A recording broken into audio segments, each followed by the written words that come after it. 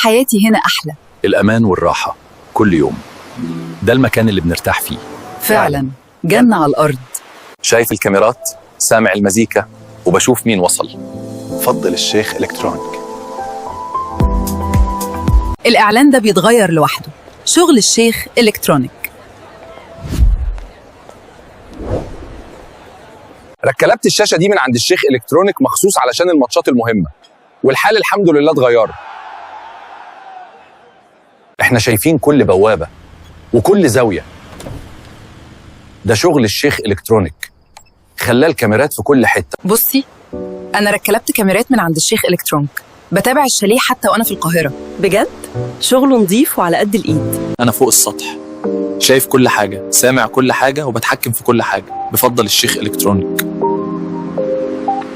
ركب لي كاميرات وانتركم من الشيخ إلكترونيك، بقيت أعرف مين اللي على البوابة من وأنا جوه. الكاميرات شغالة، الشاشات شغالة، والدش المركزي مغطاوي كل شاليه بفضل الشيخ إلكترونيك.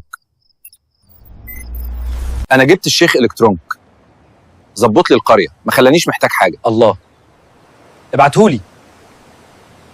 من أول ما ركبت كاميرات الشيخ إلكترونيك وأنا دايما جاهزة لأي حاجة في الشاليه. اللي عايز يظبط شاليه مظبوط يبقى يروح للشيخ إلكترونيك. شغال في السوق من سنة 96 وسمعته بتتكلم عنه.